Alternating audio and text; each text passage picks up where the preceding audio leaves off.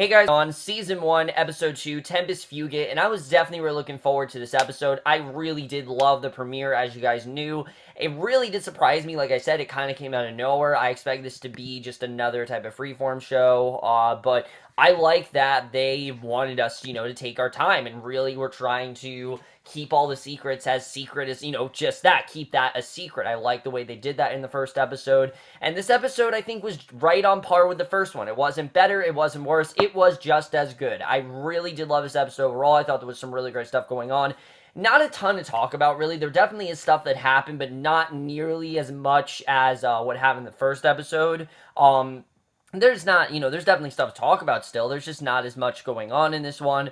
But let's just get right into it, because I definitely do want to talk about this episode overall. I really am loving this show so far, and like I said, it really does not feel like a freeform show. It feels like something a little bit more mature, and I really do like that. So we start off with, we see Holden having his dream where the last episode left off, only this time we get to see it, and it's as horrifying as you can imagine. He's talking to Willa, she gives him this special compass before telling him to run, and everything's going okay, they're talking and everything, and she gives him this compass, and then all of a sudden we see her face is starting to melt off, so I'm guessing that's what the dolls had to do with it, because we know that there were the faces were melting off these figurines. I'm assuming that was Willa in the dream, like the figurines were Willa, and I think that's very interesting overall. And this obviously scares Holden awake. He has no idea what's going on there, and I thought that was a pretty good start to the episode overall. Right away gets into the creepy factor, and that definitely something's going on. And again, I like that we're still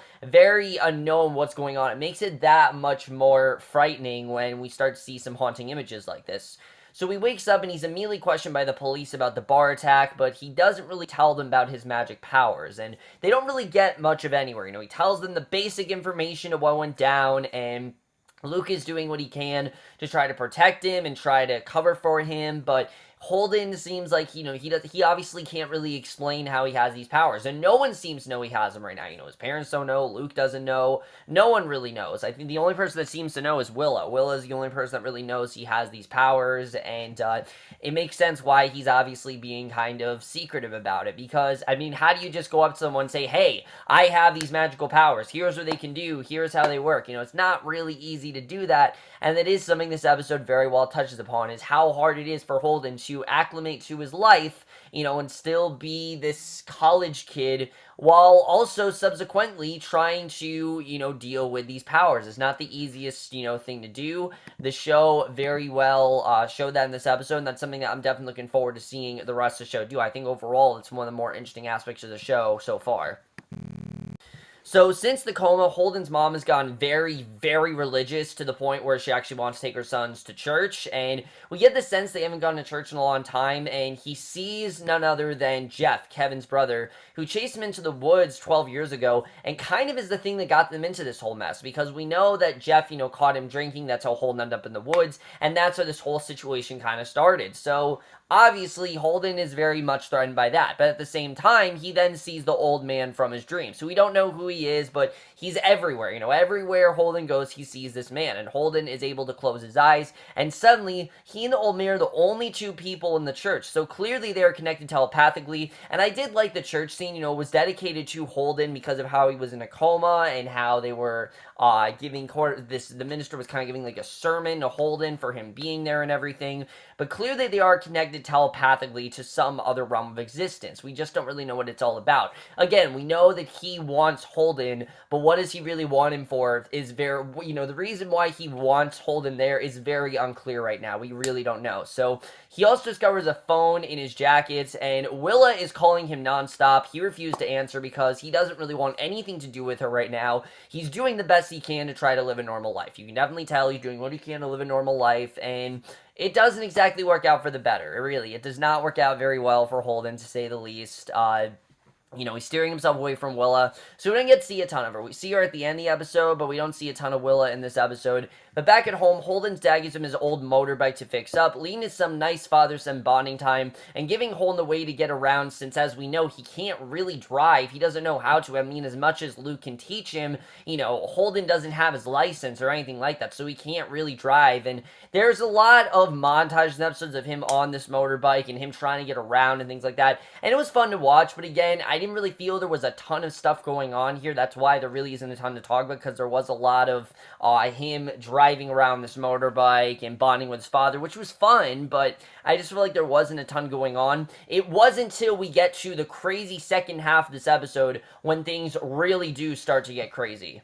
Nice, and that will make it for easy cinema. Really, when I look at the little, there's no her face, the house, no enough on the house, little bit. And there's need your earl in there, and it must not need moves yet, sir. What do you on your time? You follow and sit. That's all slow your nice sitting it and off, but you feel making it get idea when it, and then it's kind of either looking at must not, if she not get some mirror, the soft. Speaking of the next day, I need must sit low, and they're all either watching the little Sergey shit, and he never with that, but wise, dealer to leave here with us. And he's stand up nest that you didn't fight out of the discuss, neither back near if you lost the such, feeling fat side, which there was needing his next to see them as me as the burger, and he measured vibe, looking like I was in the loch the weave, and now really reach me out, me as the myth among I was the real, you must do, and he measured the last between he measured the Lenaki, no, but yeah, knowing it more of his, and we're ready to see that. And I were listening to just like hurry up, need to know, it's the way when this and this one. It's that these number we go here this shit or use dealer real I know yeah well even exhausted out it thought dealer running mail go was it's just no minute I this dealer said that one is near city and I really sooner will name out and observe motion in or ones it's like there's research with five and nice here food laws net Ralph not still the dealer doing that Ralph he's all here but that is no old scale ones are what this ended up here fuzzy here scenario, you know, the we don't be Willa or Sir with the long FC, Miller on some side, so when I was little miss, and this is girl, you small grass, must need it, you know, as a side, you know, start the one on the one or you them on Molo Willer, her aim, but that's the Mark's name more under five, and it was never trying your seat, you know, so we don't be and it is in a more of these six, in case as if they were looking at each of me, as you guys, smash right, but she can't. He's there for them, and I am more these and low socks or what, and I'll wear more hot. I haven't seen him because that error, girls, because this is it. I've been getting to doing a bill around this and in that suit, Louis, and you're watching me, and the law and the it, and your back at Bash, you get it, when you use them, which guy in there, and the skyers and the little heel shops, and that they get the with. Yes, you're sneer if it's about nothing fight. And now it's only a little bit. Oh, yeah, with all the dealer brownies, and the wheeler was doing it. We snooze and I see this now, which is on these, he said, we just sahi when you're heard on, yes, so sneaky, or when you leave Mrs. on his yellow sky, it's a you're got, or you see the sleeve out, those are for you see the revenge when you say, surfs and the losses, that's nested like we lost it, so he needs another wheeler, doesn't it? So I can't rush in that. He needs now for the one the losses, he loud when you talk, but stands at each, we over them when you talk, but stand.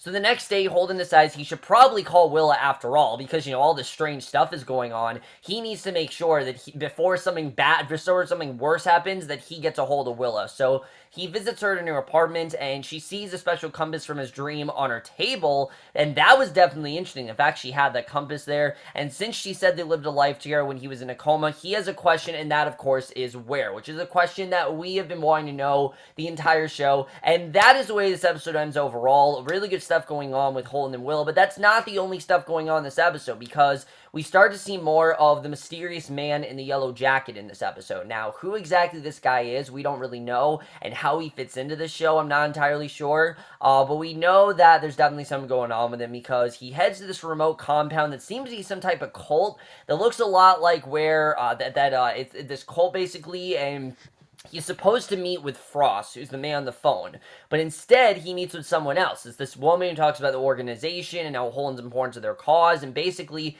why they, you know, essentially need him, but no answers are really given. So she says that the Yellow Jacket man is being reassigned because he was supposed to be discreet, and now the cops are after him. You know, now that he had that whole bar fight, now he's a fugitive, so they obviously are not happy with him at all, to say the least. And the next day he takes a cab into the suburbs, reserves, where we discover he has a wife and a daughter and is pretending to be a traveling salesman. So this is very interesting, actually, that he is pretending to be this traveling salesman when in reality he clearly is somehow connected to what's going on with Holden. But that's really all the information we get. We don't really know what else is going on there, and that's really everything to have in the episode. Now let's get into it, talk about where I think we're going to go from here, because it definitely is a lot to talk about.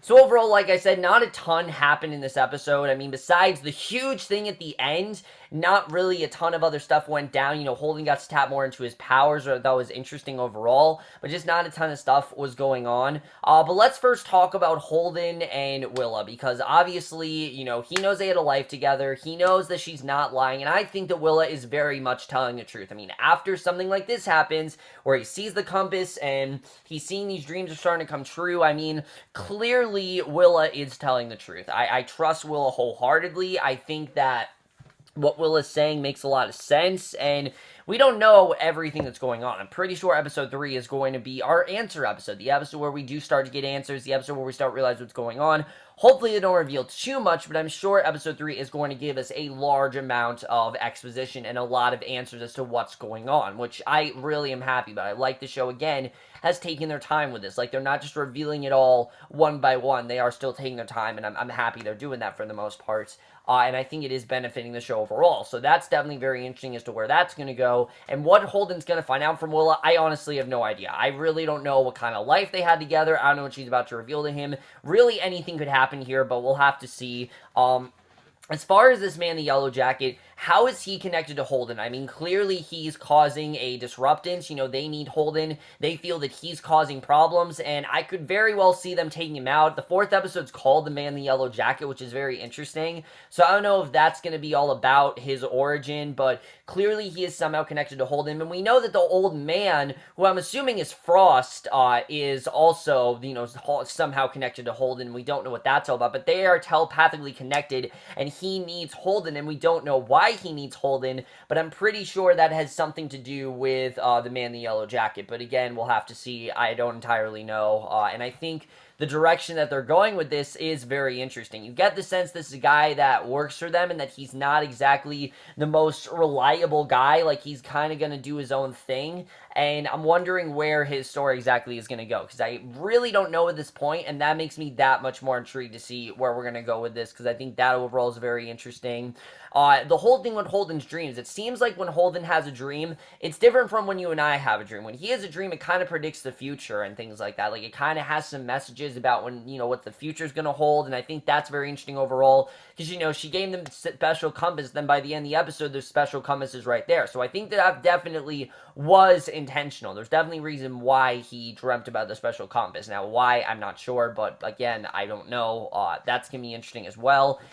And I thought he did a really good job in this episode of tapping into the awkward stage for Holden, because the show so far is doing a really good job of blending both the supernatural elements, because they're definitely doing a tremendous job with that, but also Holden's awkward stages, because, you know, he was in a coma for 12 years, and he was completely, you know, he hasn't kissed a girl, he can't drive, and those things are really starting to affect him, you see, and especially that scene with that girl, I think, is a prime example of that, maybe the best example they've done so far, of him not knowing how to react. You know, he kisses her back because he doesn't want to make it too awkward, and I like that. I like that Holden is doing his best to make this as normal and comfortable for everyone as possible, but at the same time, it's not comfortable. I mean, he knows that this is weird for him. He's not used to this kind of thing, and he doesn't really know what's going on there, and I like that. I think it's just adding this really nice element to the show, because the show is both a supernatural thriller, but it's also a coming-of-age story, and I like the way that those two elements are very well combined so far. They're doing a good job of keeping that very uniformed, and I like that.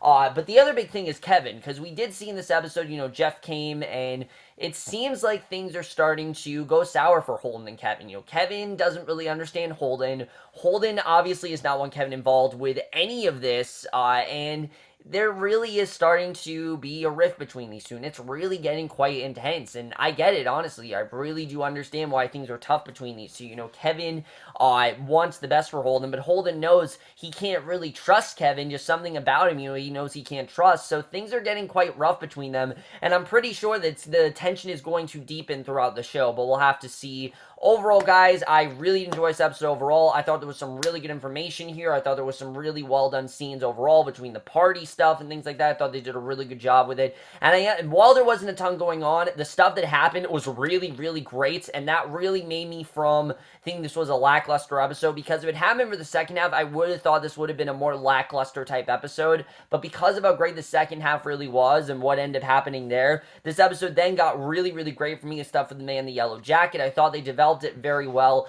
And I am going to give this episode a Beyond Season 1, Episode 2, Tempus Fugit, a 4 out of 5 or a B+.